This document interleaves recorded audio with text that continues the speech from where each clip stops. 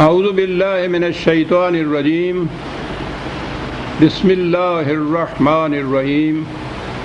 عزیزان من، آج جولائی 1981 کی 17 تاریخ ہے اور درس قرآن کریم کا آغاز سورہ الزخرف کی آیت 19 سے ہو رہا ہے، 43/19۔ یہ آیت سابقہ آیات کے تسلسل میں ہی آ رہی ہے۔ رسول ایک عظیم انقلابی شخصیت ہوتی ہے اور اس کا انقلاب عالمگیر بھی ہوتا تھا اور ہمہ گیر بھی۔ ہمہ گیریت کی جہت سے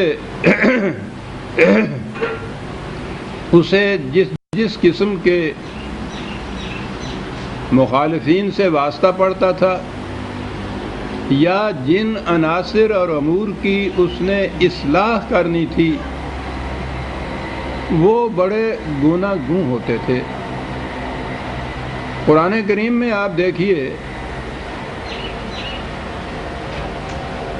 کہیں تو وہ ان غلط تصورات اور خیالات کی تردید اور تصحیح کرتا ہے جو آج کی اصطلاح میں یوں کہیے کہ فلسفے پر مبنی ہوتے ہیں، علم و دانش پر مبنی ہوتے ہیں۔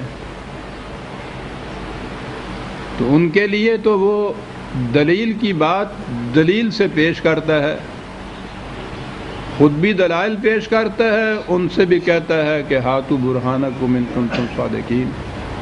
وہ کہتا ہے کہ ادعو علی اللہ علی بصیرۃ، میں جو تمہیں خدا کی طرف دعوت دیتا ہوں وہ علی وجہ البصیرت دعوت دیتا ہوں۔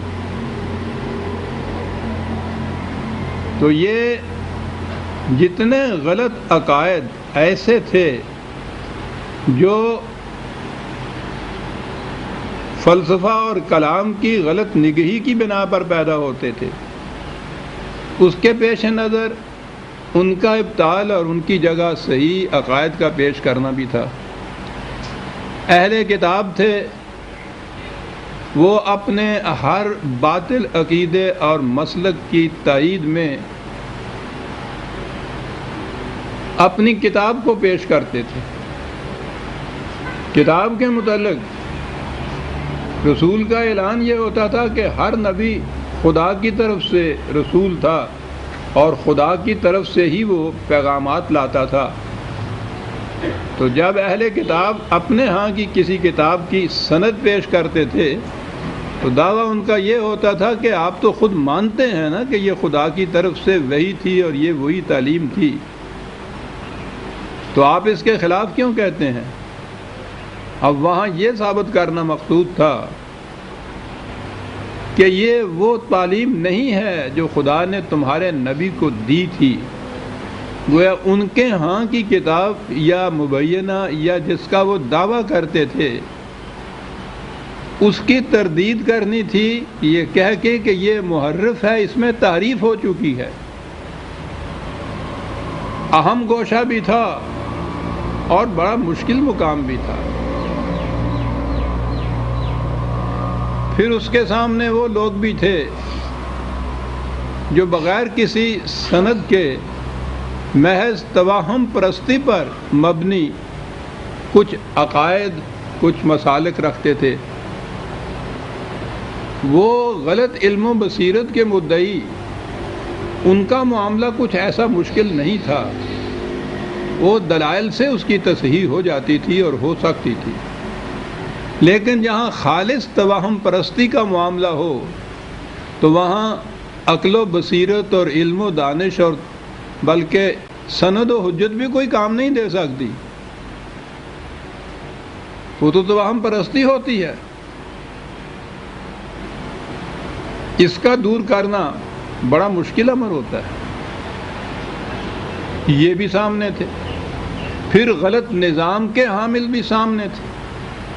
اس نے دنیا کا ہر غلط نظام جو معلوم نہیں کتنے ہزارہ برس سے چلے آ رہے تھے یہ نظام، سرمایہ داری کا نظام، اور تاریخ یوں بتاتی ہے جیسے انسان نے آنکھ کھولی تو یہ ساتھ ہی آ گیا۔ شخصیت پرستی کا نظام، ملوکیت کا نظام، مذہبی پیشوائیت کا، تھیوکریسی کا نظام، یہ بھی اس کے سامنے ہوتے تھے۔ ان کی تردید بھی کرنی تھی، ان کی جگہ مثبت نظام بھی لینے تھے۔ تو آپ غور کیجئے کہ ایک رسول کے سامنے جو اس کا مشن تھا، جس گوشے میں اس نے انقلاب برپا کرنا تھا، وہ کتنے متنوع گوشے تھے، اور اس کا تصادم کس کس نوعیت کے لوگوں سے ہوتا تھا۔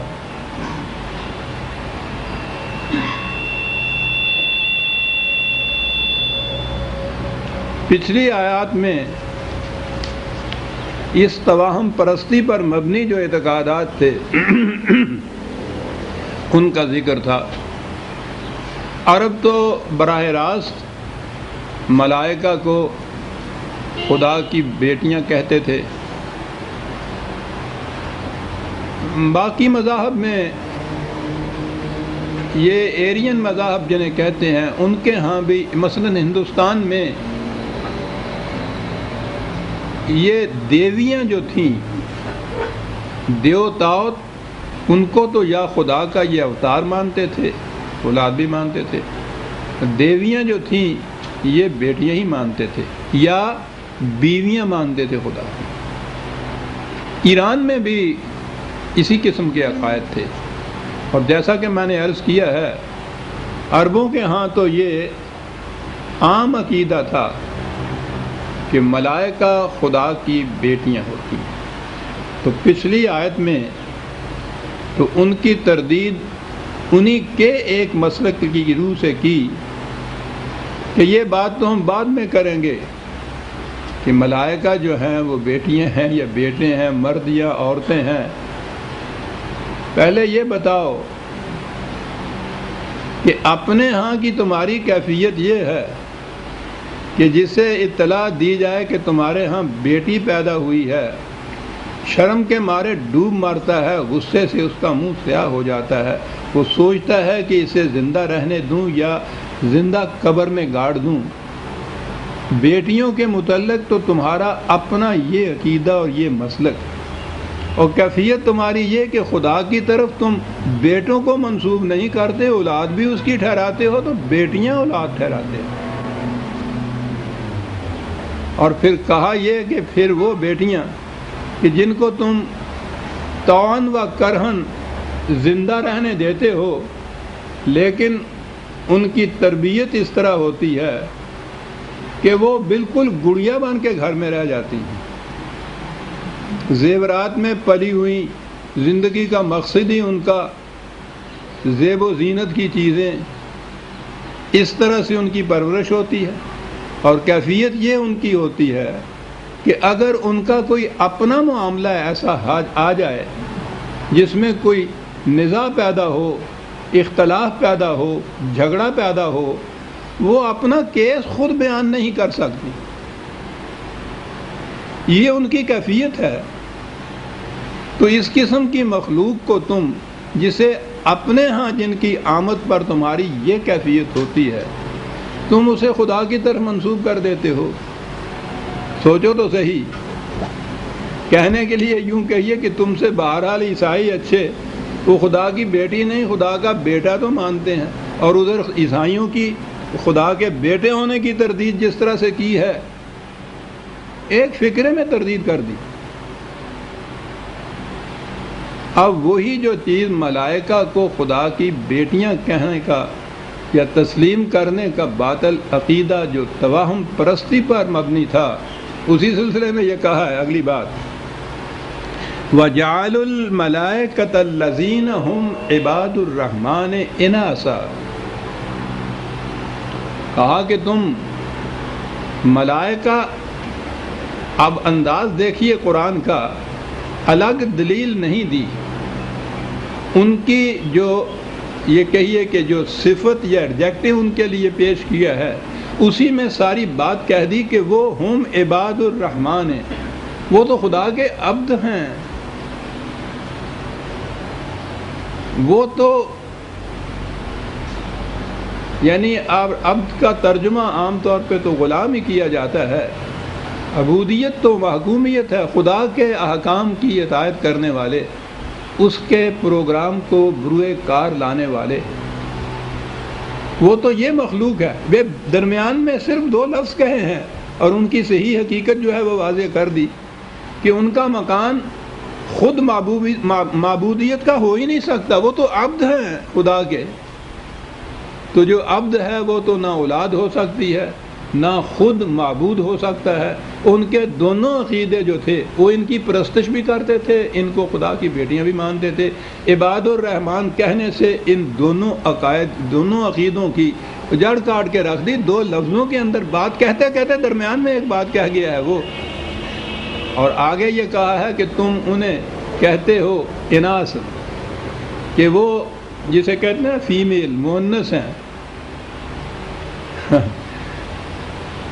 پوچھتے ہیں کہ اشاہدوا خلقہم، کہا جب وہ پیدا ہوتے ہیں تو تم وہاں موجود ہوتے ہو جو تمہیں پتہ چل جاتا ہے کہ یہ مؤنث ہے یا مذکر ہے؟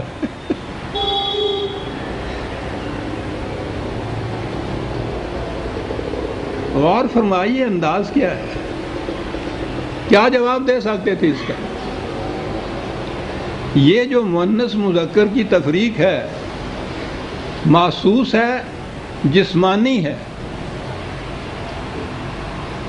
بچہ پیدا ہونے کے بعد سب سے پہلی آواز جو وہ دایا یا وہ ڈاکٹرنی وہاں دیتی ہے، وہ اس بچے کو دیکھ کر یہ جو علامت ہے بنیادی تانیث اور تذکیر کی، اسے دیکھنے کے بعد وہ اناؤنس کرتی ہے کہ بیٹا ہے یا بیٹی ہے۔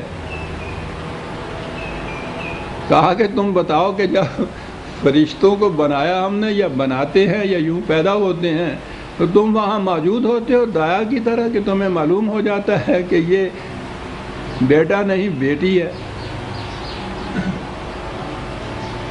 سَتُكْتَبُ شَهَادَتُهُمْ وَيُسْأَلُونَ، کہتا ہے یہ ہے تمہارے ہاں کی شہادت، یا جو کچھ تم کہتے ہو ان کے متعلق یہ بھی ہم ریکارڈ میں رکھ لیتے ہیں، اور تم سے یہ پوچھا جائے گا یا ہم پوچھتے ہیں تم سے کہ اب بتاؤ تمہارے پاس اس عقیدے کی دلیل یا سند کیا ہے کہ وہ فیمیل ہیں میل نہیں ہیں، اتنی بات ہی بتاؤ۔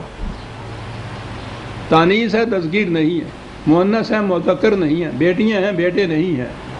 پوچھیں گے ہم تم سے، یہ جو تم کہتے ہو یہ تو ہم نے لکھ لیا ہے بیان تمہارا کہ ملائکہ خدا کی بیٹیاں ہیں۔ اب اس کے بعد تم سے سوال ہوگا آگے، جسے تنقیحات کہتے ہیں، اس کے لیے تمہارے پاس سند یا دلیل کیا ہے؟ سند اور دلیل۔ اس کے بعد عزیزان من ایک ایسی چیز آتی ہے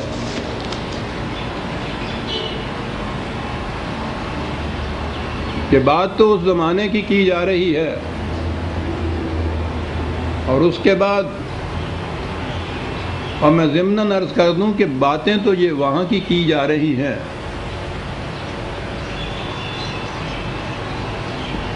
لیکن یہ سب کچھ ہم سے کہا جا رہا ہے۔ جتنے غلط عقائد، باطل کے مسالک اس زمانے میں موجود تھے، جن کی تردید و تکذیب و تبدیل کی رسول اللہ صلی اللہ علیہ وسلم نے، اور ان کی جگہ دین نے، اسلام نے، قرآن نے صحیح عقائد و مسالک پیش کیے، جتنے وہ غلط اور باطل اس زمانے میں موجود تھے، ایک ایک کر کے ہم میں موجود ہیں۔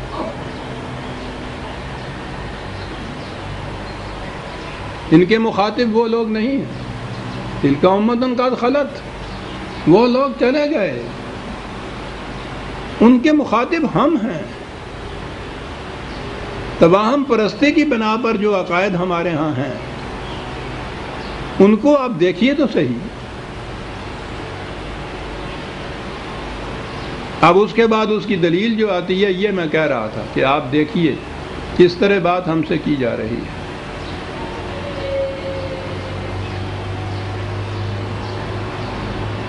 یہ اس سے پہلے بھی وہ آیات آ گئیں جن کے غلط ترجموں سے بات یہ کی کہ اللہ جسے چاہتا ہے گمراہ کر دیتا ہے، جسے چاہتا ہے ہدایت دیتا ہے۔ بار بار یہ آیتیں آتی رہی ہیں نا، اور بار بار میں ان کا یہ ترجمہ پیش کرتا رہا ہوں نا، اور اس کے بعد پھر یہ عرض کرتا رہا ہوں کہ آپ بتائیے کہ جب خدا کے متعلق یہ عقیدہ ہو کہ وہ گمراہ کرتا ہے،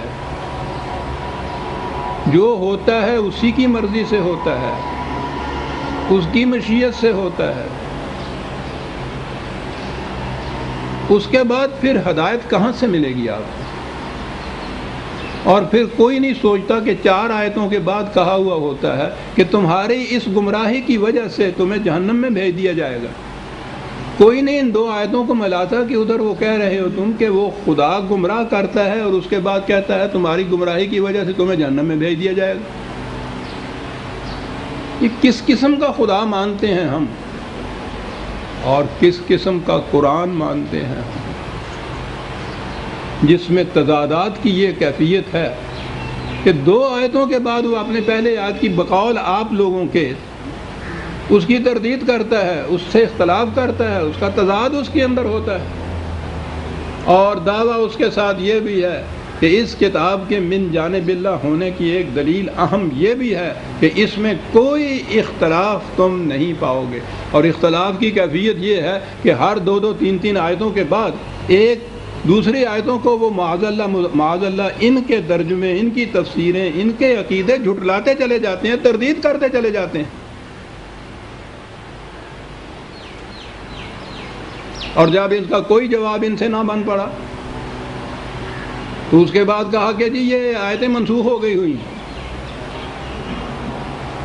صاحب جس خدا کی یہ کتاب ہے اس نے کہیں اس کتاب میں یہ لکھا ہے کہ ہماری فلاں آیت منسوخ سمجھو؟ اول تو منسوخ آیتیں جب قرآن نازل ہو رہا تھا تو اسی زمانے میں نکال دی جانی چاہیے تھی اس میں سے۔ منسوخ کو اس کے اندر رکھنے کا فائدہ کیا ہوا سوائے اس کے کہ اور گمراہیاں پیدا کریں وہ؟ لیکن وہ اس لیے تھا کہ عقل و فکر سے تو کام لینا ہی نہیں تھا۔ وہ میں آگے چل کے بتاؤں گا، اگلی آیت وہ بھی آتی ہے کہ یہ سب اس لیے ہے کہ عقل و فکر سے کام نہیں لیا جاتا۔ تو بہرحال اس مشکل سے نکلنے کا راستہ کیا ہوا؟ وہ تو آسمان سے گرا، کھجور میں اٹکا کہتے ہیں۔ کھجور میں کیا؟ یہ تو آسمان سے بھی زیادہ اوپر کی بلندی سے نیچے گرا ہے۔ قرآن کی آیتیں ہی منسوخ ہیں بلا سند کے۔ کس نے منسوخ کی ہیں؟ تمہارے پاس اس کی سند اور دلیل کیا ہے کہ یہ منسوخ ہیں؟ یعنی خدا کی کتاب، اور یہ حضرات بعد میں بیٹھے اور انہوں نے طے کر دیا کہ اس میں سے 500 آیتیں منسوخ ہیں۔ 500! اور کہیں خدا نے کسی ایک آیت کے متعلق بھی نہیں کہا کہ ہم نے اس کو منسوخ کیا۔ یعنی انہوں نے خدا کی کتاب ہے اور یہ فیصلہ کر رہے ہیں کہ اس میں سے یہ چیزیں منسوخ ہیں۔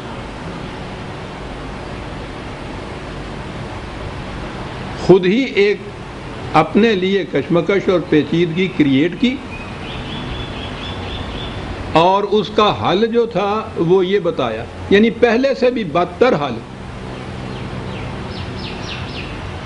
اور قرآن ہر مقام پہ کہتا ہے وہ جو تھا افلا یتدبرون القرآن۔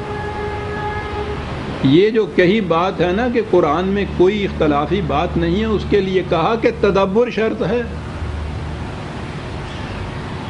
غور و تدبر سے اگر قرآن کو تم سمجھنے کی کوشش کرو گے تو اس میں کوئی چیز اختلافی نہیں ملے گی۔ اور جب اختلافی چیز ہی کوئی نہیں، 2 آیتیں مختلف ہی نہیں ہیں، ایک دوسرے کے ساتھ اختلاف ہی نہیں ہے، تو ناسخ و منسوخ کا سوال ہی پیدا نہیں ہوتا۔ وہ تو پیدا آپ کی کریٹ کی ہوئی اس مشکل کی وجہ سے تھا کہ یہ آیت متضاد ہے، ان دونوں میں اختلاف ہے۔ تو وہ تو کہہ رہا ہے یہ تمہیں اختلاف اس لیے نظر آ رہا ہے کہ تدبر سے کام نہیں لے رہے۔ وہیں اس آیت میں یہ ہے،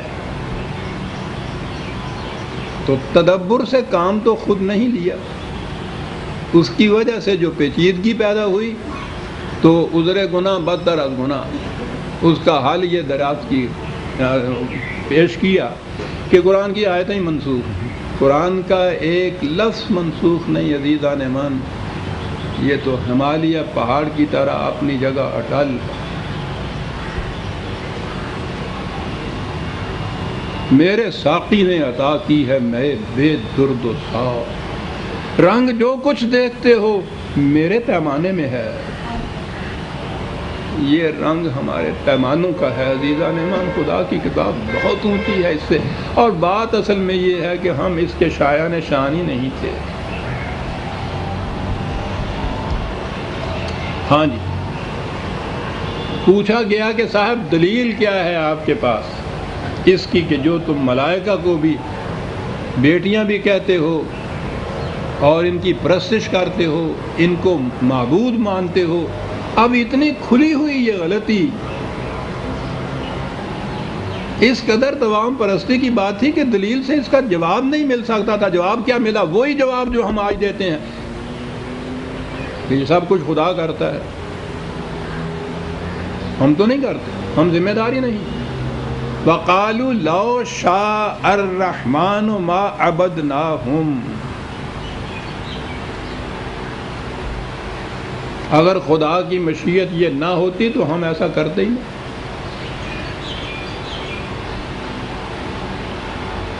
آج بھی یہی جواب دیا جاتا ہے نا کہ سب کچھ خدا کی مرضی سے ہوتا ہے، وہی ہوتا ہے جو منظور خدا ہوتا ہے.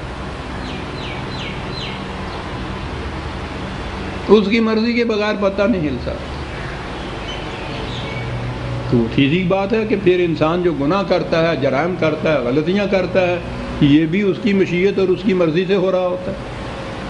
تو جواب بالکل گھڑا گھڑایا، بنا بنایا، ٹھکا ٹھکایا، یہ خدا کی مرضی سے ہوتا ہے.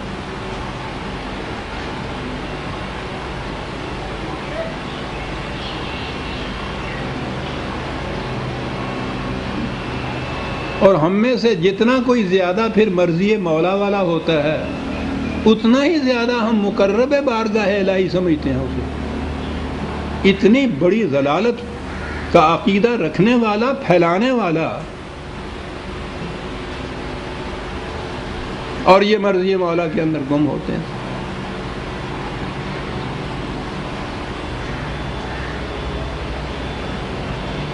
کی مشیت میں ہوتا تو ہم یہ کرتے کیوں؟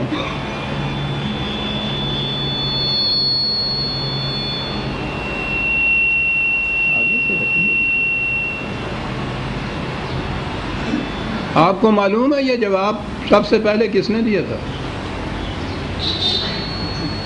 یہ ابلیس نے جواب دیا. آدم سے بھی ایک لغزش ہوئی، ابلیس سے بھی معصیت ہوئی. آدم سے پوچھا کہ تم نے یہ کیوں غلطی؟ اس نے کہا کہ ربنا ظلمنا انفسنا، مجھ سے غلطی ہوئی، میں نے اپنے آپ پر کیا. ذمہ داری قبول کر لی. کہا ٹھیک ہے، تمہیں اس کا احساس ہو گیا ہے، ذمہ داری قبول کر لی ہے تو اصلاح کا امکان ہے، اس لیے جاؤ، ہم اپنی ہدایات اور رہنمائیاں بھیجتے رہیں گے تمہاری طرف، جو بھی ان کا اتباع کرے گا لا خوف علیہم ولا هم یحزنون. اعتراف کرنے والا اپنی غلطی کا، تسلیم کرنے والا اپنی ذمہ داری کا، اس میں اصلاح کا امکان ہوتا ہے. ابلیس سے کہا کہ تم نے یہ معصیت کیوں کی؟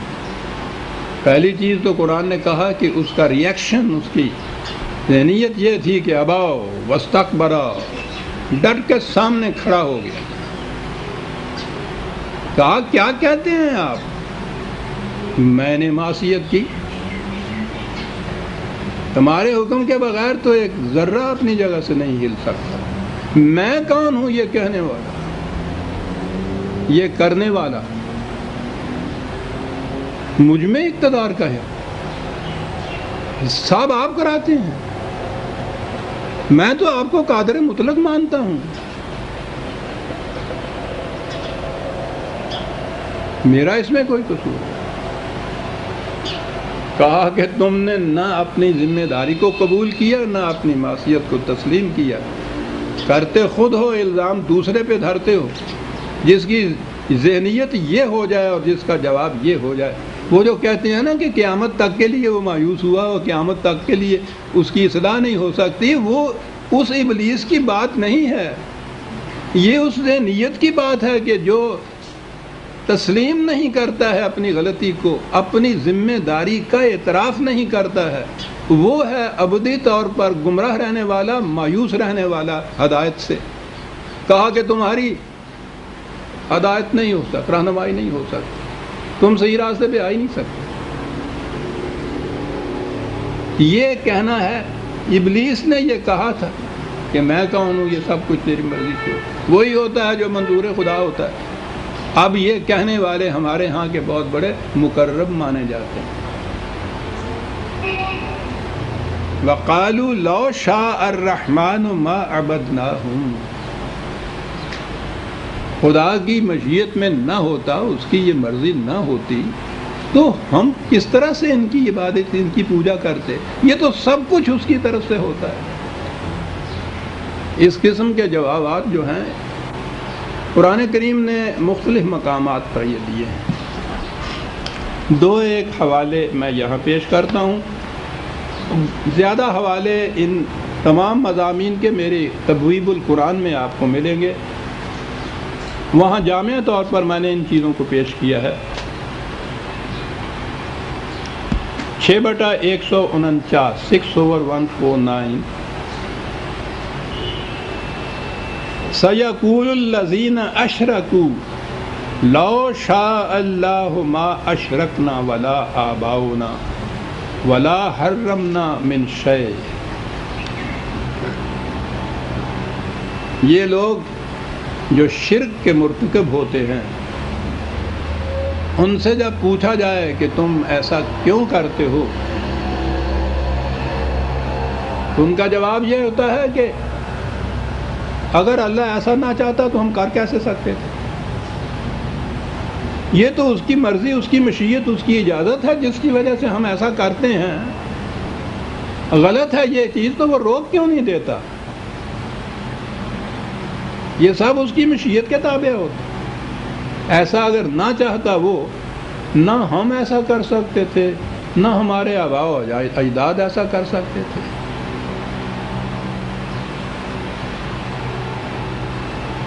تو جو کچھ بھی ہم کرتے ہیں، جسے آپ غلط کہہ رہے ہیں، گناہ کہہ رہے ہیں، جرم کہہ رہے ہیں، معصیت کہہ رہے ہیں، یہ سب خدا کی مشیت سے ہوتا ہے. آپ غور کیجئے، یہ جواب جو ہے ابلیس سے قرآن نے بات شروع کی ہے، اور اس کے بعد بتایا ہے کہ یہ جتنے بھی حق سے انحراف کرنے والے، کفر برتنے والے، شرک کرنے والے لوگ تھے، جب بھی ان سے پوچھا جاتا تھا تو وہ اس کا یہ جواب دیتے تھے. پھر دوہرا دوں عزیزان من، جس جواب کو ہم اپنی طرف سے بڑے فخر سے پیش کرتے ہیں کہ ہم تو خدا کی مشیت اور مرضی کے تابع چلتے ہیں. وہ جو میں دہرایا کرتا ہوں وہ شعر حسرت موہانی کا کہ مرضی یار کے خلاف نہ ہو، لوگ میرے لیے دعا نہ کریں،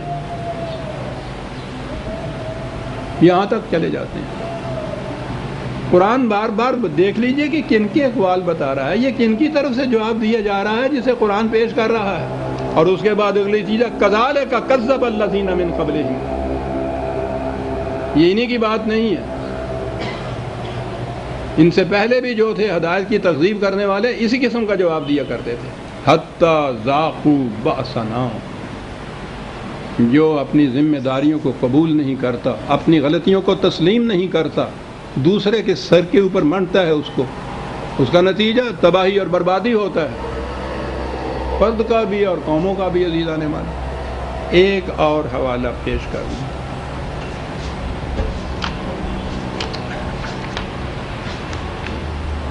اور وہ اس اعتبار سے بھی بڑا اہم ہے کہ نظام سرمایہ داری کے حامل یہی دلیل پیش کیا کرتے تھے، یہی دلیل پیش کرتے ہیں. اور سب سے بڑا نظام سرمایہ داری کا مؤید یا حامل تو ہمارا خود مذہب پرست طبقہ ہے نا. یہ دلیل اس کی طرف سے دی جاتی. دلیل یہ دی جاتی ہے، قرآن کریم میں بار بار یہ کہا گیا ہے نا صاحب استطاعت لوگوں کو کہ ایسا انتظام کرو کہ بھوکوں کو روٹی ملے، محتاجوں کی ضروریات پوری ہوتی چلی جائے، کوئی کسی کا دست نگر نہ ہو، کوئی رات کو بھوکا نہ سوئے، اس کا انتظام کرو۔ قرآن میں بار بار اس کی تاکید کی گئی ہے۔ کہا قال الذین کفروا للذین آمنوا، یہ جماعت مومنین جو اس قرآن کے ان احکام کو پیش کرتی ہے اور ان لوگوں سے یہ کہتی ہے، یا ان سے نہیں، بہرحال آپس میں ہی یہی کہتی ہے، ایک دوسرے کو تائید کرتی ہے اس کی کہ ایسا نظام قائم کرو کہ کوئی بھوکا نہ رہے، لوگوں کی روٹی کا انتظام کرو۔ یہ سمجھیے آیت میں یہی آیا ہے۔ تو کہا یہ لوگ یہ کفر کی بات کہہ رہے ہیں، کافر یہ بات کہتے ہیں جواب میں کہ اَنُطْعِمُ مَن لَّوْ يَشَاءُ اللَّهُ أَطْعَمَهُ، کہا کیا کہتے ہو؟ اگر اللہ کو یہ منظور ہوتا کہ یہ بھوکے نہ رہیں، یہ غریب نہ رہیں، یہ مفلس نہ رہیں، تو اس کے لیے کیا مشکل تھا کہ وہ خود انتظام کرتا اور ان کی روٹی کا خود انتظام کرتا؟ ہم سے کیوں کہہ رہے ہو؟ تم سے وہ کیوں کہہ رہا ہے؟ وہ انتظام نہیں کر سکتا۔ تو جب اس نے خود انتظام نہیں کیا تو اس کے معنی یہ ہے کہ اس کا خود منشا یہ ہے کہ یہ مفلس رہیں، یہ غریب رہیں، یہ بھوکے رہیں۔ کہا ان سے کہو کہ ان انتم الا فی ضلال مبین، کہا اس کا جواب اس سے سوائے اور کیا دیا جا سکتے کہ بڑی کھلی ہوئی گمراہی کے اندر ہو تم لوگ جو یہ کہتے ہو کہ خدا خود کیوں نہیں یہ کرتا۔ اگر اس کی مشیت میں ہوتا کہ یہ لوگ مفلس اور غریب اور بھوکے نہ رہیں تو وہ اس کا انتظام خود کر دیتا۔ اس نے نہیں انتظام کیا تو اس کے معنی یہ ہے کہ اس کی منشا مشیت یہ ہے کہ یہ غریب رہیں، بھوکے رہیں۔ یہ جواب آپ ملتا ہے کہ رزق کی تقسیم خدا نے اپنے ہاتھ میں رکھی ہوئی۔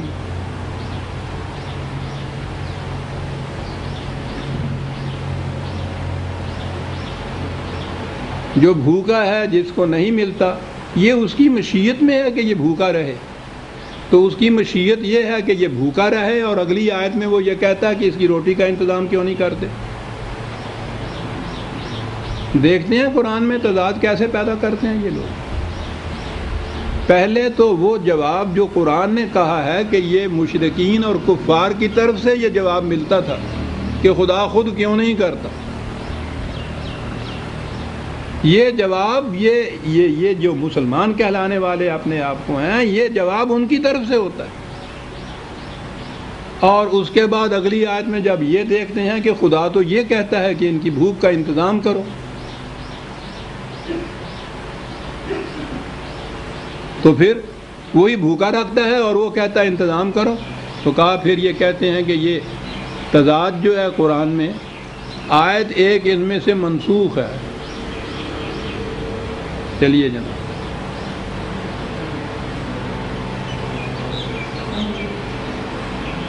آپ دیکھتے ہیں کہ ایک غلط نگہی سے پھر کس طرح وہ جو کہتے ہیں کہ بنیاد اگر غلط رکھی جائے تو تا سریا می رود دیوار کج، آسمان تک پھر وہ دیوار جو اٹھتی ہے تو وہ ٹیڑھی کی ٹیڑھی جاتی ہے۔ یہ ساری دیوار آپ کے یہاں کی جو ٹیڑھی ہو رہی ہیں اس بنیاد کی وجہ سے ہے کہ وہ چیزیں جو قرآن نے کہا تھا کہ یہ کفار کا جواب تھا، مشرکین کی ذہنیت تھی، وہ ہماری ذہنیت ہو گئی، ہماری طرف سے یہ جواب ملتا ہے، اور اس کے بعد ساری دیوار جو ہے آسمان تک کج اٹھتی ہے۔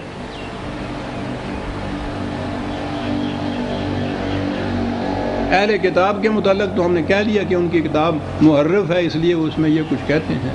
اپنے متعلق کیا کہا جائے گا؟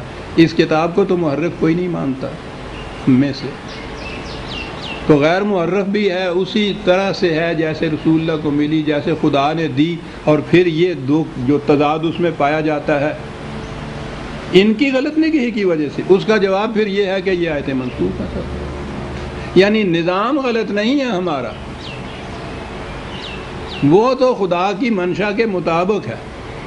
وہ جو آگے اس نے کہا ہے نا کہ وہ انتظام کرو کہ کوئی بھوکا نہ رہے، یہ آیتیں منسوخ ہو جاتی ہیں، وہ ٹھیک ہے، راستے کھل جاتے ہیں اس چیز کا۔ اس آیت کا ہاں جی 36/47 36/47، شکریہ۔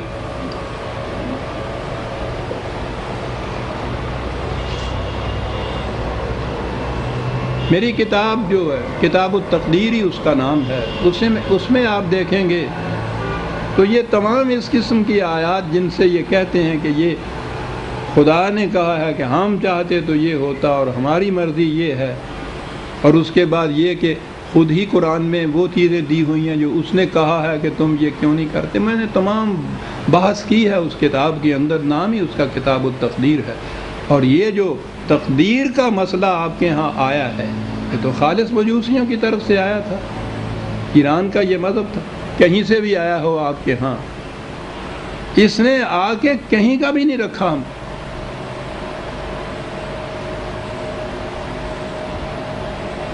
تو قرآن میں یہ آیتیں موجود ہیں، وَقَالُوا لَوْ شَاءَ الرَّحْمَنُ مَا عَبَدْنَاهُمْ مَا لَهُمْ، جواب ہے قرآن کا، مَا لَهُمْ بِذَلِكَ مِنْ علم، جہالت کی باتیں کرتے ہیں۔ إِنْ هُمْ إِلَّا يَخْرُصُونَ، اٹکلیں دوڑاتے ہیں۔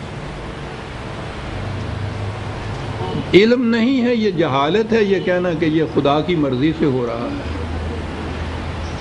دلیل نہیں ہے، کٹ حجتیاں ہیں، کاٹ کے رکھ دیے قرآن نے۔ مشرکین کے یہ اقوال بتائے، کفار کے یہ جواب بتائے، اور اس کے بعد کہا یہ کہ یہ دلال مبین میں ہے، کھلی ہوئی گمراہی ہے، یہ علم پر مبنی نہیں ہے، دلائل پر مبنی نہیں ہے۔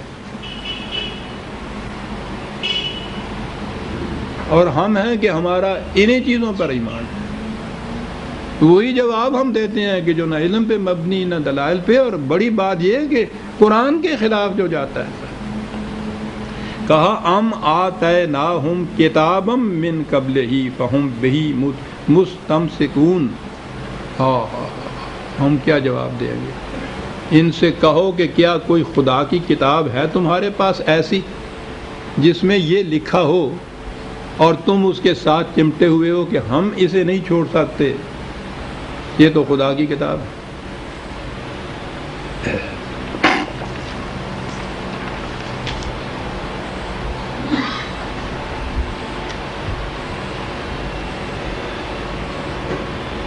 اور اس کے بعد ان کی طرف سے جو دوسرا جواب دیا جاتا ہے، اس پر تو ہمارے یہ جو موجودہ مذہب ہے، دین نہیں ہے، موجودہ مذہب جو چلا آ رہا ہے آپ کے ہاں، اس کی ساری عمارت اسی ایک بنیاد، اسی جواب پر مبنی ہے جناب۔ کہا کوئی جواب ان سے نہیں بن پڑتا، نہ علم ہے، نہ دلیل ہے، نہ سند ہے، نہ کوئی کتاب ہے، جواب کوئی نہیں بن پڑتا۔ تو اس کے بعد کہتے یہ ہیں بل قالوا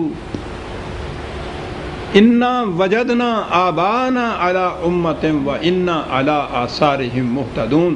بات اصل میں یہ ہے کہ یہ سب ہمارے آباء و اجداد کی طرف سے ہوتا چلا آ رہا ہے، ہمارے اسلاف کا یہ مذہب ہے، سلف صالحین یہی کہتے چلے آ رہے ہیں، اور ہم ان کے راستے پہ چلتے چلے جائیں گے۔ سیدھی بات ہے صاحب، ہم نہیں جانتے کہ اس کے لیے دلیل کیا ہے، علم کیا ہے، کتاب کیا کہتی ہے، یہ سب کچھ وہ جانتے تھے، یہ ان کے لیے تھا، ہم تو ان کے راستے پہ چلے جا رہے ہیں۔ کہیے عزیزان من، کوئی ان کے ہاں کی کتاب، کوئی رسالہ، کوئی اخبار، کوئی مضمون اٹھا کے دیکھیے جس میں یہ کہا گیا ہوا ہو کہ صاحب اس معاملے کے متعلق، اس قانون کے متعلق، اس مسئلے کے متعلق تو خدا کی کتاب یہ کہتی ہے۔ اس کے بعد آپ دیکھیے دلائل جو ہیں ان کی کہ صاحب آج یہ آگے قرآن کو سمجھنے والے، قرآن کو پیش کرنے والے۔ ہمارے ائمہ اکرام، ہمارے سلف صالحین، ہمارے مقربین، ہمارے بزرگ جو تھے وہ کوئی قرآن نہیں سمجھتے تھے صاحب، وہ تو یہ بات ہوگی کہ وہ سمجھتے تھے۔ اور اس کے بعد یہ جو کہا جاتا ہے کہ یہ ہمارا فیصلہ غلط ہے، مسلک غلط ہے، عقیدہ غلط ہے، یہ تو تواتر سے چلا آ رہا ہے، متوارث چلا آ رہا ہے، اجماع ہے اس کے اوپر علماء کرام کا، امت کا اجماع اس کے اوپر چلا آ رہا ہے، اسلاف سے یہی چلا آ رہا ہے۔ سارے وہ دلائل جو قرآن کہتا ہے یہ لوگ پیش کرتے تھے۔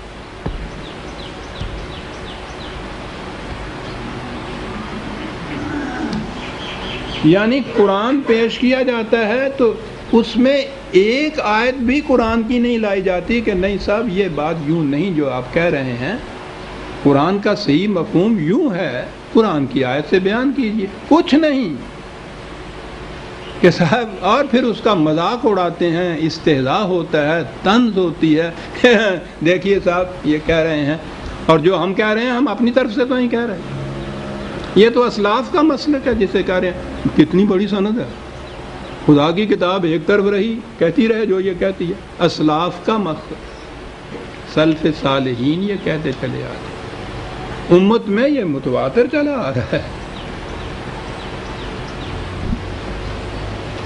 یہ جنہیں اسلاف کہا جاتا ہے برادران عزیز، کہیں کھڑے ہو کے سوچئے کہ یہ ہیں کون؟ یعنی یہ حضرات آج جو جواب دیتے ہیں اپنی طرف سے نہیں دیتے، یہ کوئی ان میں سے کہے گا کہ میرا جواب یہ ہے اس معاملے میں، انہیں خود اس کا احساس ہے نا کہ جواب اتنا کمزور ہے کہ یہ بات چل نہیں سکے گی، اپنی طرف سے کچھ نہیں کہیں گے۔ پھر لوگ یہ بھی جانتے ہیں کہ ہم کیا ہیں، جانتے ہیں نا لوگ، یہ بڑی عجیب ٹیکنیک ہوتی ہے کہ اعتراض ہی نہ ہو اس قسم کا، ان کی طرف 1000 برس پہلے کے، 500 برس پہلے کے، یعنی اس سے پیشتر جو دنیا سے چلے گئے، مر گئے، وہ اسلاف کی صف میں کھڑے ہو گئے، یہ زندہ ہیں، یہ نہیں اتھارٹی۔ جب یہ مر جائیں گے تو آنے والی نسل کے لیے یہ اسلاف ہو جائیں گے۔ وہ اسلاف آسمان سے تو نہیں اترے، یہی چیز ہوئی نا کہ ان سے پہلے مر گئے۔ تو یہ اتھارٹی اس لیے نہیں ہو سکتا کہ ابھی تک زندہ ہیں، بدقسمتی سے۔ جو ہی انہوں نے آنکھ بند کی، سلف صالحین کی صف میں جا کھڑے ہوئے۔ اب آنے والی نسل ان کے قول کو سند پیش کرے گی کہ اسلاف کا مسلک یہ تھا، جو اپنی سند یہ آپ نہیں پیش کرتے کہ دیکھیے میں یہ کہتا ہوں یہ حق ہے، بالکل نہیں۔ نہ ان کی زندگی میں کوئی دوسرا ہی یہ کہتا ہے کہ صاحب یہ مولوی صاحب یہ کہتے ہیں اس لیے حق ہے، بالکل نہیں یہ کہتے۔ وہی مولوی صاحب جس وقت وہ فوت ہو جاتے ہیں تو انہی والے جو دوسرے ہیں وہ ان کو اسلاف کا مسلک کہتے ہیں، ان کی ہر بات جو ہے وہ سند ہو جاتی ہے، وہ سلف صالحین کا مقصد ہو جاتا ہے۔ اسلاف جنہیں کہا جاتا ہے ان کی ایک ہی خصوصیت ہے کہ وہ آج زندہ نہیں ہے۔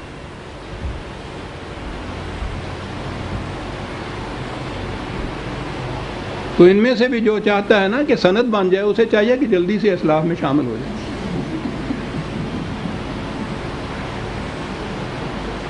پھر کوئی نہیں پوچھے گا کہ آپ کی کوالیفیکیشن کیا ہے، آپ کے پاس سند کیا ہے، کوئی دلیل کیا ہے، کچھ نہیں، وہ تو اسلاف ہو گئے۔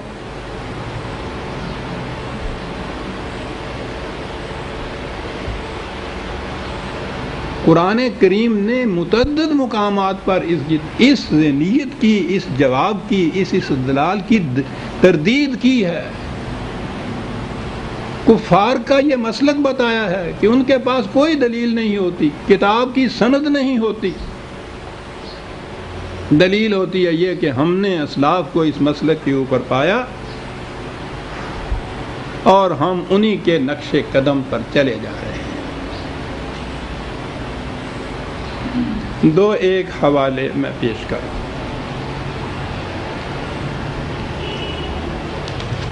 جامعہ آیت جو ہے وہ تو آخر میں پیش کروں گا، انہی حوالوں کے آخر میں۔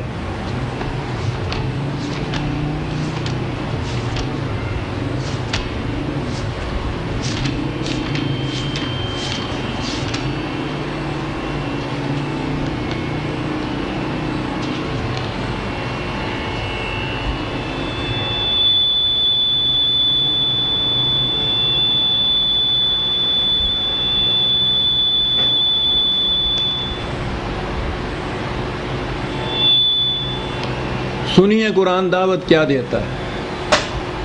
میں نے ابھی عرض کیا نا کہ آج آپ قرآن کی کوئی آیت پیش کر دیجئے ان کے کسی عقیدے یا ان کے کسی قانون یا مجوزہ مسلک کے خلاف، قرآن کی آیت، اس کا جواب یہ ہوتا ہے کہ یہ جو کہہ رہے ہیں، یعنی یہ کہہ رہے ہیں، قرآن نہیں پھر وہ کہتے کہ یہ شخص جو کہہ رہا ہے یہ اسلاف کے مسلک کے خلاف ہے۔ کیا رہا ہے؟ وہ کہہ یہ رہا ہے کہ بابا قرآن یہ کہتا ہے، اس کی طرف تو آؤ۔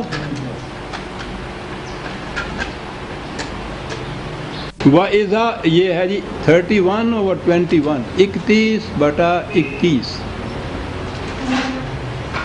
وَإِذَا قِيلَ لَهُمُ اتَّبِعُوا مَا أَنزَلَ اللَّهُ، جب ان سے کہا جاتا ہے کہ جو خدا نے نازل کی ہے کتاب قرآن مجید اس کا اتباع کرو، اس کی پیروی کرو، قالوا بل نتبع ما وجدنا علیہ آباءنا، تو جواب میں کہتے ہیں کہ نہیں صاحب، ہم تو اپنے اسلاف کے مسلک پر ہی چلتے چلے جائیں گے۔ دعوت دی جا رہی ہے ما انزل اللہ کی طرف، جواب میں یہ نہیں ہے کہ اس کی کوئی اور تشریح یا تفسیر بیان کر دیں یا کوئی اور حوالہ دے دیں، آتے ہی نہیں ہیں اس طرف، سوال ہی نہیں ہے کہ ما انزل اللہ کی کوئی اہمیت ہو، کہ نہیں صاحب ہم تو اپنے اسلاف کے مسلک کی طرف چلے جائیں۔ قرآن کا جواب یا خدا کا جواب ہے اَوَلَوْ كَانَ الشَّيْطَانُ يَدْعُوهُمْ إِلَىٰ عَذَابِ السَّعِيرِ، جو بات یہ کہتے ہیں یا جو مسلک اختیار کرتے ہیں، خواہ وہ شیطان کی دعوت ہی کیوں نہ ہو جو انہیں جہنم کی طرف بلا رہا ہے، کہتے ہیں ہم چلتے جائیں گے اسی راستے کے اوپر۔ سوچیے عزیزان من، اس سے زیادہ سخت الفاظ بھی کوئی اور ہو سکتے ہیں؟ شیطان کی دعوت جو جہنم کی طرف بلا رہا ہے، راستہ تو وہ ہے جس پہ چل رہے ہیں، کہہ رہے ہیں کہ ہمارے اسلاف کی راہ ہے، قرآن کی طرف ہم نہیں آئیں گے، ما انزل اللہ کی طرف نہیں آئیں گے۔ سوچیے عزیزان،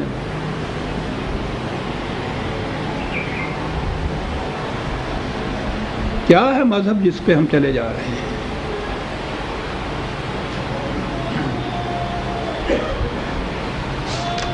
ایک اور حوالہ ہے،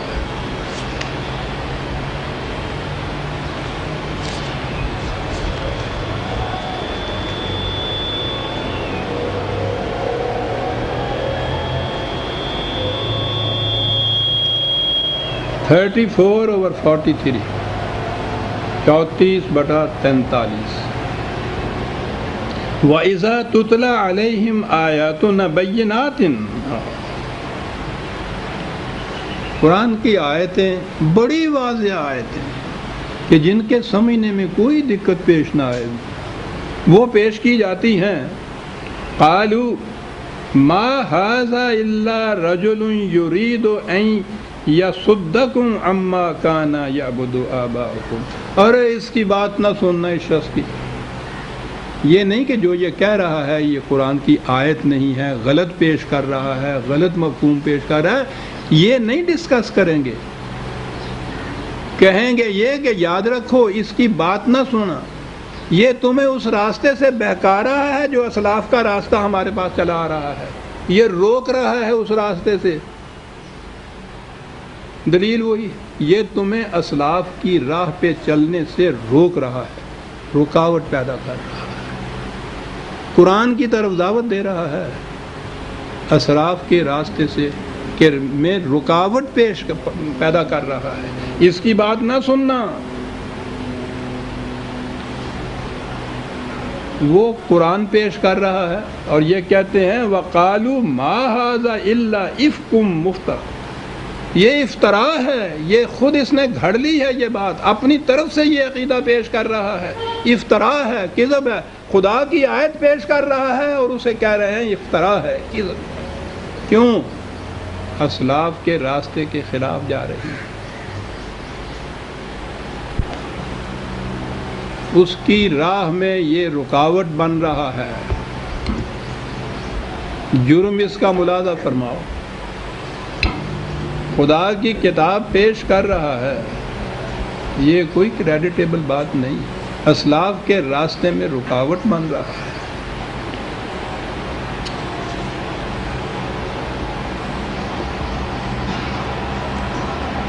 ایک اور جو میں نے کہا تھا کہ آخر میں پیش کروں گا،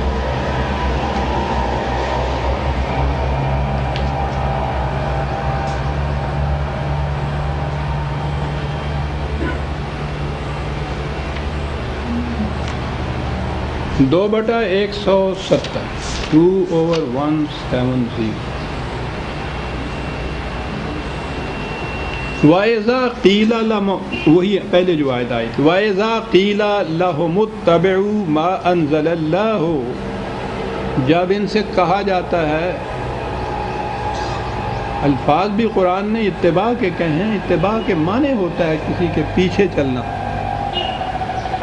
تو جب ان سے کہا جاتا ہے کہ خدا کی کتاب کے پیچھے چلو، اس راستے کے اوپر چلو جو اس نے متعین کیا ہے، قالوا بل نتبع ما الفینا الیہ آباءنا، یہ کہتے ہیں کہ نہیں، ما انزل اللہ کی طرف ہم نہیں آئیں گے، ہم تو اسی راستے پر چلتے جائیں گے جو ہم نے اپنے اسلاف سے پایا ہے، اسی راستے پہ چلتے جائیں گے۔ قرآن کا جواب، اَوَلَوْ كَانَ آبَاؤُهُمْ لَا يَعْقِلُونَ شَيْئًا وَلَا يَهْتَدُونَ، یہ کھڑے ہو کے اس کو نہیں پرکھیں گے کہ وہ اسلاف کا راستہ جو ہے وہ واقعی خدا کی بتائی ہوئی رہنمائی کے مطابق ہے یا کم از کم عقل و فکر کے ہی مطابق ہے۔ کیا بات، تقلید تو اندھا کر دیتی ہے انسان۔ یعنی ایک تو یہ چیز ہے نا کہ وہ خدا کی رہنمائی کتاب اللہ جو ہے اس کی کوئی سند، اس کی کوئی دلیل ہو، یہ بھی نہیں ضرورت، اور دوسری بات یہ ہے کہ کم از کم عقل و فکر کی بنا پہ بات کرو، اس کی بھی ضرورت نہیں۔ کہا تمہیں بتائیں یہ جو ان کا مسلک، ان کا مشرب یہ ہے، اس کی مثال کیسی ہے؟ قرآن مثالوں سے بات واضح کرتا ہے، ویسے تو عربی کے زبان میں بھی یہ بات بڑی عام تھی ان کے ہاں، لیکن مثال اور تشبیہ سے تو جس طرح بات واضح ہوتی ہے، نکھر کے سامنے چیز آ جاتی ہے۔ کیا مثال ہے؟ پہلے تو یہ لفظ تقلید جو ہے، خود عربی زبان میں یہ لفظ ہے جو قاف لام دال، جہاں سے قلادہ ہے، یہ گائے بھینس بکری کے گلے میں جو رسی ڈالی جاتی ہے یا کوئی توق ہلکا ڈال دیا جاتا ہے، جس رسی سے پھر پکڑ کے اسے جدھر جی چاہے آپ لیے چلے جائیں وہ اس کے پیچھے پیچھے چلتا، یہ اسی مادے سے تقلید کا لفظ ہے جسے بڑے فخر سے پیش کیا جاتا ہے۔ مقلد یعنی گلے میں وہ رسی ڈالے ہوئے، تقلید۔ قرآن کی مثال ملاحظہ فرمائے، اس نے اسی تقلید سے یہ چیز لئی ہے۔ مثل الذین کفروا کمثل الذی ینعق بما لا یسمع الا دعاء و نداء، کہتا ہے یوں چلنے والے جو ہیں، یوں سمجھیے بھیڑ بکریوں کا ایک ریوڑ اور ان کے پیچھے ایک چرواہا، یہ تو سمن بکمن عمین ہیں ہی، یہ بھیڑ بکریاں ہیں۔ چرواہے کی کیا کیفیت ہے کہ اس نے وہ جو یہ ریوڑ چرانے والا لڑکا ہوتا ہے، اس نے اپنے باپ سے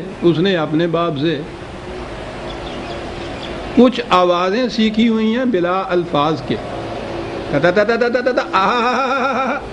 آپ دیکھتے ہیں کیا کہہ رہا ہے قرآن، کچھ آوازیں سیکھ رکھی ہیں، کیا مثال ہے، بلا الفاظ کے، اور کچھ الفاظ سیکھ رکھے ہیں بغیر مطلب کے، بغیر مفہوم کے، بغیر معنی کے۔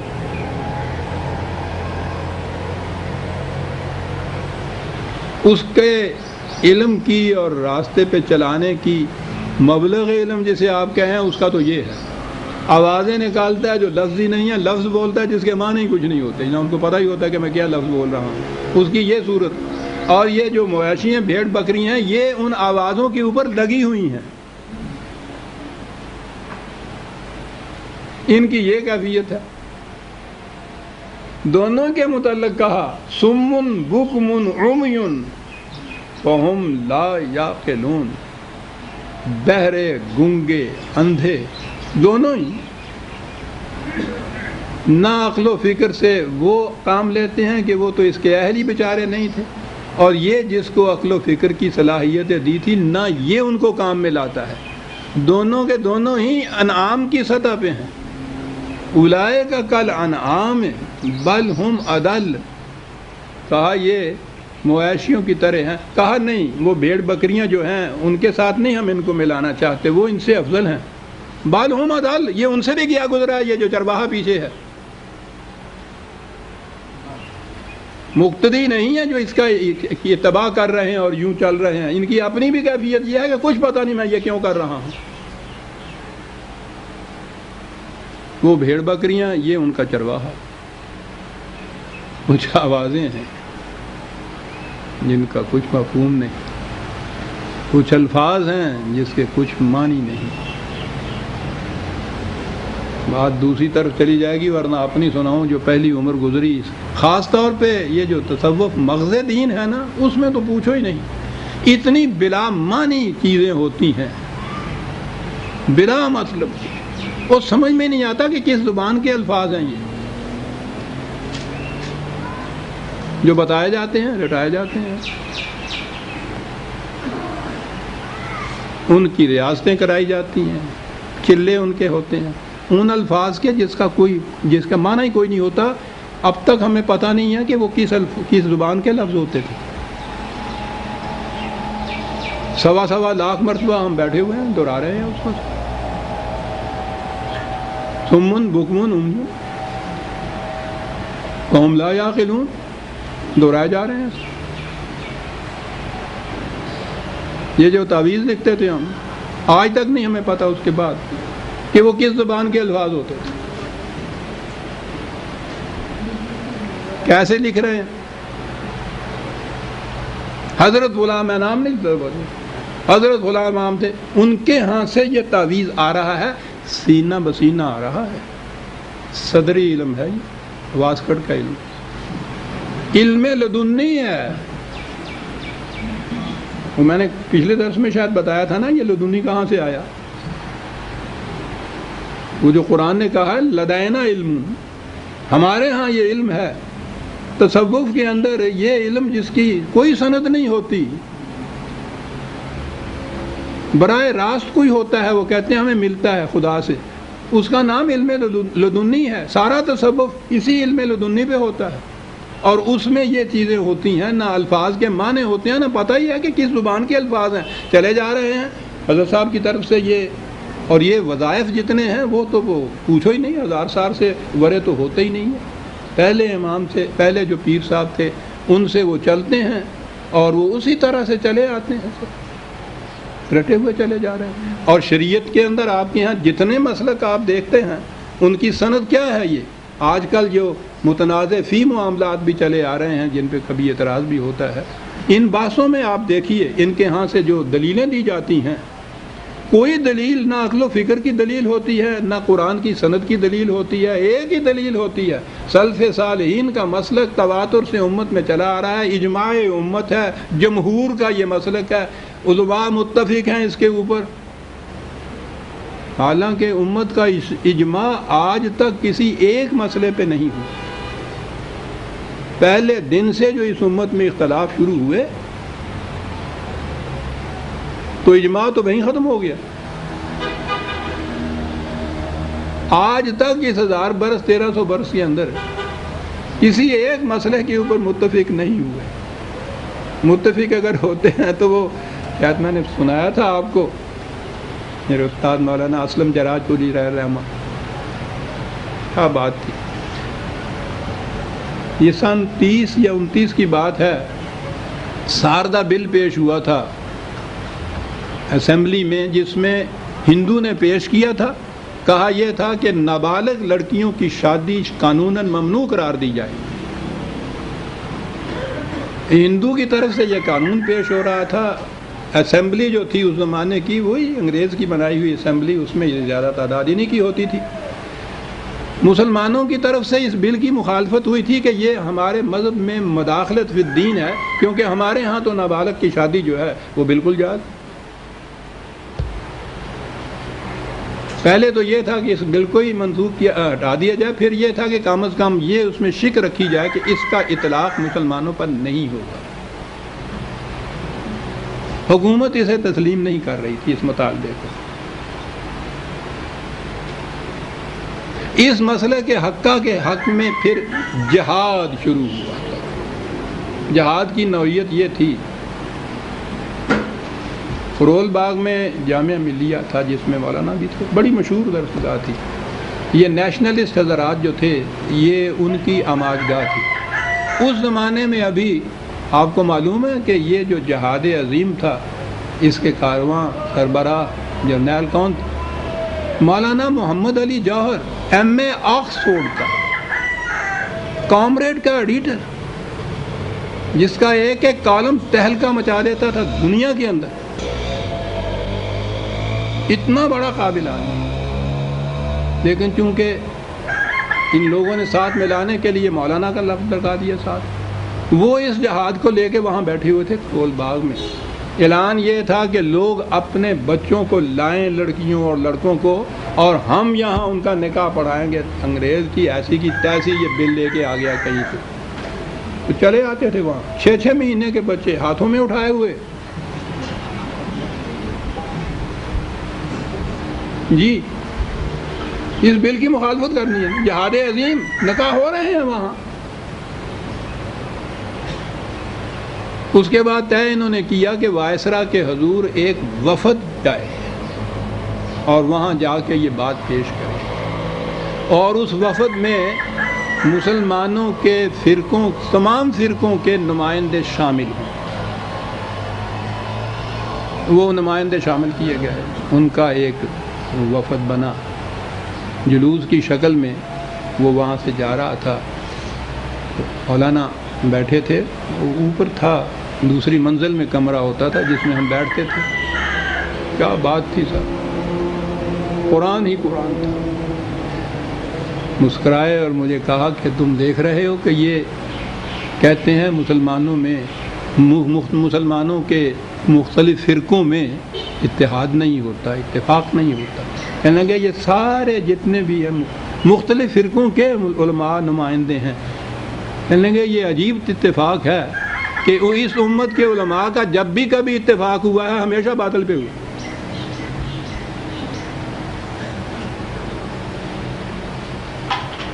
اور اس کے سوا جسے جمہور امت کا یا امت کا یہ اجماع امت کہتے ہیں، اجماع امت کسی مسئلے پہ ہوا ہی نہیں آج تک۔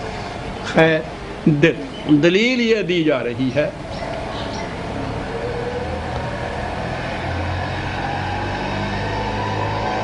اور معلوم ہے کہ قرآن نے اس کے بعد کیا کہا۔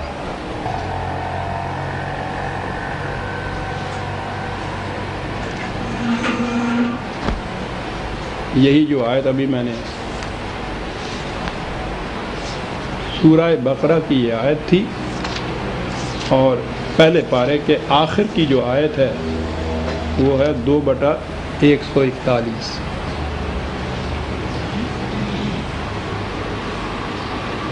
ذکر کرتا چلا آ رہا ہے، عزیزان ایمان معاف رکھیے گا، کفار یا مشرکین کے اسلاف کا نہیں۔ ہم تقولون ان ابراہیم و اسماعیل و اسحاق و یعقوب و الاسباط کانوا ھودا و نصارا، یہ چیزیں چلی آ رہی ہیں، ان کی طرف سے یہ جو پیش کیا جا رہا تھا۔ محرف کتابیں تھیں جن کے وہ حوالے دیتے تھے۔ اس کا ایک ہی جواب قرآن نے دیا ہے، اور وہ یہ ہے کہ تلک امۃ قد خلت، یہ لوگ اپنی اپنی باری میں دنیا میں آئے، یہاں سے چلے گئے۔ اسلاف کا یہ مقام ہے، لہا ما کسبت ولکم ما کسبتم، جو کچھ انہوں نے کیا اس کی ذمہ داری ان پر ہے، جو تم کرتے ہو تم پر اس کی ذمہ داری ہے۔ کیا بات ہے قرآن کی تعلیم کی عزیزان مان، کتنا عظیم اعلان ہے صاحب، لہا ما کسبت ولکم ما کسبتم۔ ان کے مسلک، ان کے عقائد، ان کے اعمال، ان کا کردار وہ ان کے تھی، تمہارا تمہارے ساتھ۔ اور اگلا فکرہ ہے وَلَا تُسْأَلُونَ عَمَّا كَانُوا يَعْمَلُونَ، ہم تم سے پوچھیں گے بھی نہیں کہ انہوں نے کیا کیا تھا۔ یہ تمہارے نصاب میں داخل ہی نہیں ہے،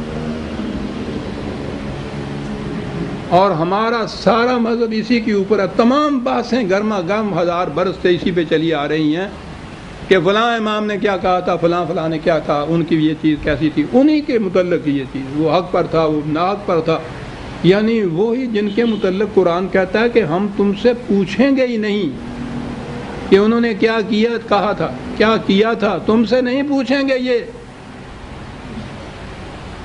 جو وہ کہتا ہے ہم تم سے پوچھیں گے نہیں، اسی کے اوپر ساری امت کی باتیں چلی آ رہی ہیں۔ آپ اٹھا کے دیکھیے یہ لٹریچر اپنا،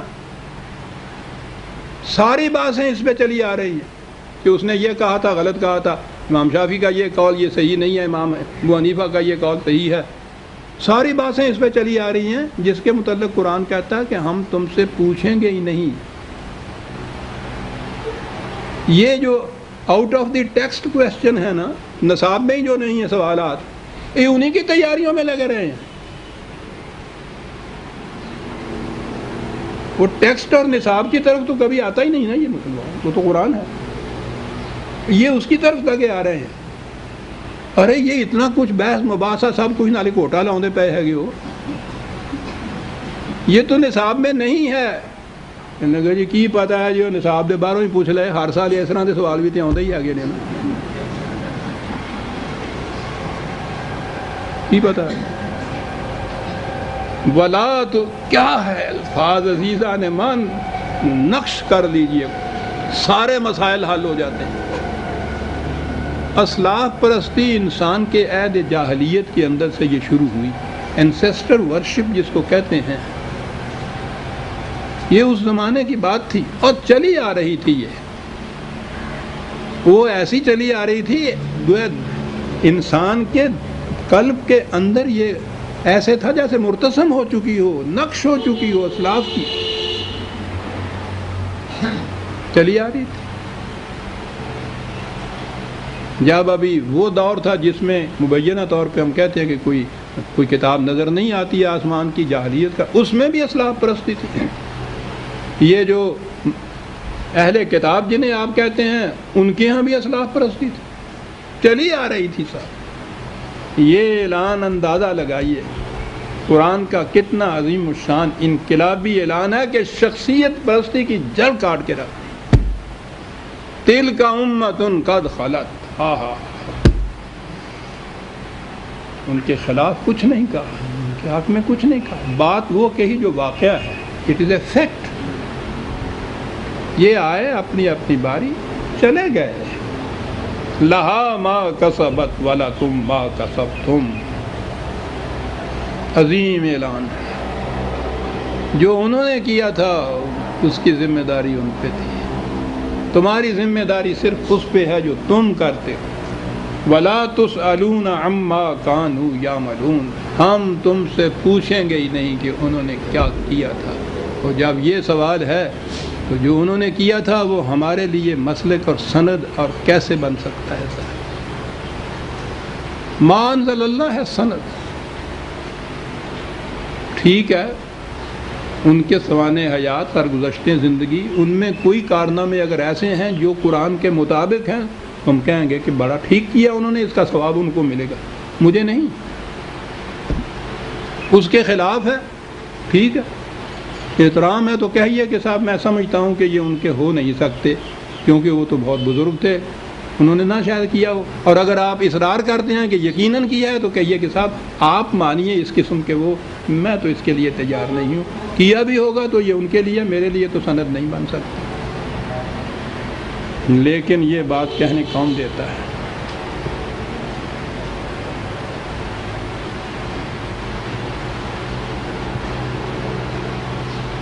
اقبال نے اس کو ایک عمدہ دلیل دی ہے اس کے لیے کہ خوشبود اگر مرد نکو پہ ز بندے پاستاں آزاد رفتے۔ بڑی چیز ہے یہ کہ یہ جو مسلک ہے کہ صاحب اسلاف نے یہ کہا اس لیے ہم اس کے پابند ہیں، یہی چیز ہے۔ اگر اس ذہنیت، اس عقیدے سے آزادی حاصل کر لی جائے تو بڑی چیز ہے یہ، اور اس کے لیے دلیل یہ ہے کہ اگر تقلید بود شیوہ خوب پیغمبر ہم رہے اجداد رفتے۔ اسلاف کا مسلک ہونا ہی اگر سند ہوتا حق کی تو پیغمبر اپنے اجداد کے مسلک کے اوپر چلتا، اور ہر پیغمبر نے تو اپنے اجداد کے مسلک ہی کے خلاف آواز اٹھائی سب سے پہلے۔ قرآن نے اگلی آیت میں یہ بات کہی ہے، ابھی آتی ہے، وہ اقبال انہی سے یہ چیزیں لیتا تھا۔ اگلی آیت میں قرآن نے یہ بتایا ہے اسوہ ابراہیمی، جس کے لیے کہا ہے کہ تمہارے لیے ابراہیم کی زندگی میں اسوہ ہے، کس مقام پہ کہا ہے ابھی آتی ہے۔ ابھی تو یہ سنیے قرآن یہاں کیا دے، یہ کیا کہہ کے قرآن اس کی تردید کرتا ہے کہ یہ کہتے ہیں کہ ہم تو اسلاف کے مسلک پہ چلیں گے۔ وَكَذَلِكَ مَا أَرْسَلْنَا مِن قَبْلِكَ فِي قَرْيَةٍ مِّن نَذِيرٍ، یہ کوئی نئی بات نہیں ہے جو کچھ کہہ رہے ہیں، اس سے پہلے بھی یہی بات تھی۔ کسی بستی میں جو ہم نے رسول بھیجا جو انہیں وارن کرتا تھا کہ جس راستے پہ تم چلے جا رہے ہو اور اسلاف کا راستہ کہتے ہو یہ تمہیں تباہی کی طرف لے جائے گا، یہ جو خدا کی طرف سے میں حق لایا ہوں اس کو قبول کرے کیجئے۔ تو کہا ہر نبی نے یہ کہا، اور ہر نبی کو کیا جواب ملا؟ الا قال مترفوها انا وجدنا علی آباءنا علی امۃ وانا علی آثارہم مقتدون۔ مترفون کی بات میں ابھی بتاتا ہوں۔ جواب یہ ملا کہ نہیں صاحب، ہم نے اپنے اسلاف کو ایک راستے پر چلتا ہوا پایا ہے اور ہم اسی کے اوپر چلتے جائیں گے۔ کن کی طرف سے جواب ملتا تھا؟ قال مترفوها، اطراف، بڑا جامع قرآن لفظ کہا گیا کہ وہ جو محنت کے بغیر دوسروں کی محنت کی کمائی کے اوپر عیش مناتے ہیں ان کی طرف سے یہ جواب ملتا تھا۔ ہاں، بات یہاں عقیدے کی نہیں آئی، یہ تو سوال سارا معاش کا آ گیا۔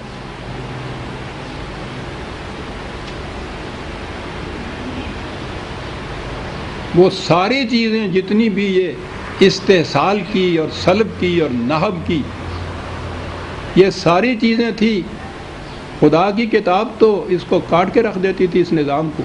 اس کے حق میں کیا چیز آتی تھی؟ وہ اسلاف کا مسئلہ۔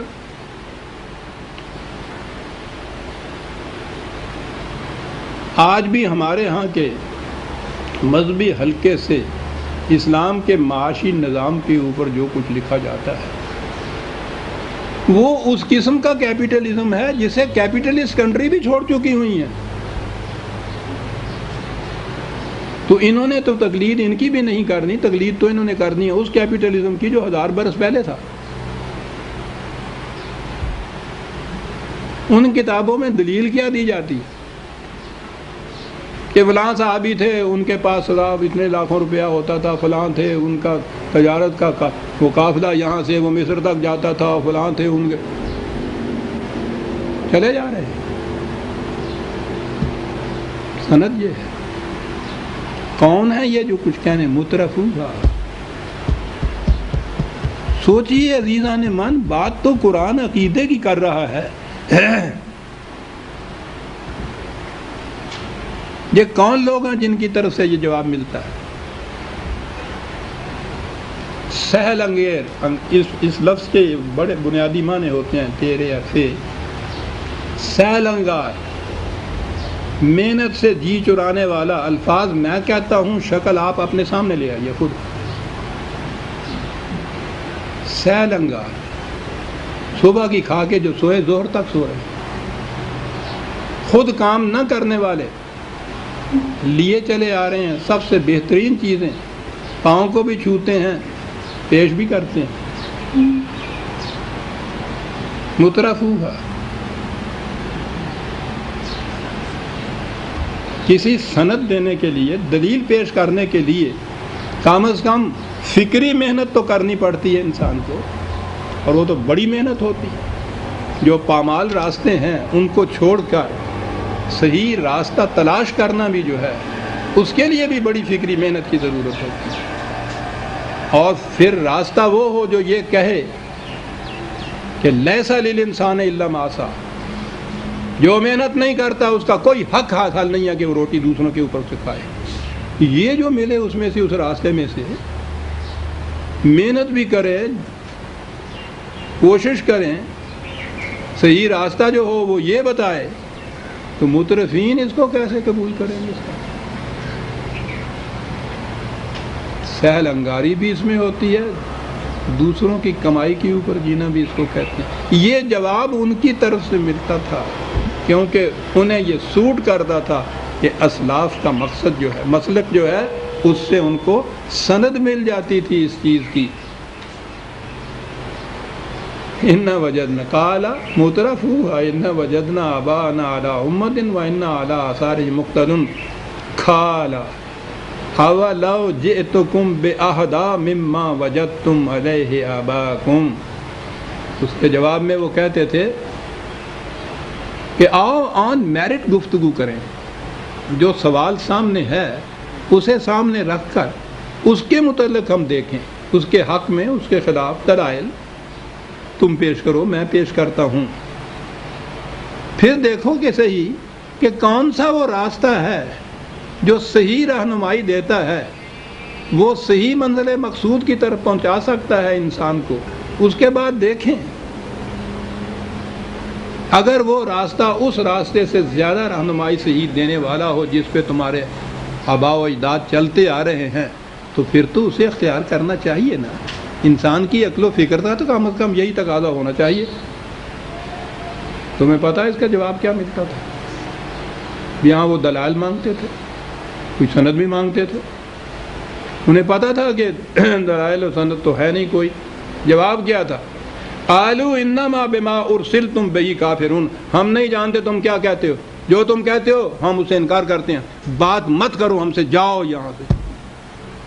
جواب مل رہا ہے، ہم نہیں ماننے کے جو تم کہتے ہو، کوئی دلیل نہیں، کوئی سند نہیں ساتھ۔ ہاں، اور اس کا جواب پھر ملا نا مکافات عمل کی طرف سے، فانتقمنا منہم، خدا کے قانون مکافات نے جو آ کے ان کو پکڑا ہے۔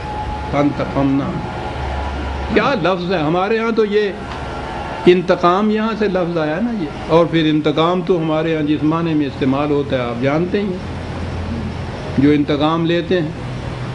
پہلے تو معلوم نہیں ہوتا تھا کس قسم کا ہوتا ہے، تو آج تو ہر روز صبح اخبار اٹھا کے دیکھیے، اس میں پڑھیے کہ انتقام کس طرح سے لیا جاتا ہے۔ فانتقمنا یہ قرآن کے معنی نہیں ہے، عربی زبان کے معنی نہیں ہے۔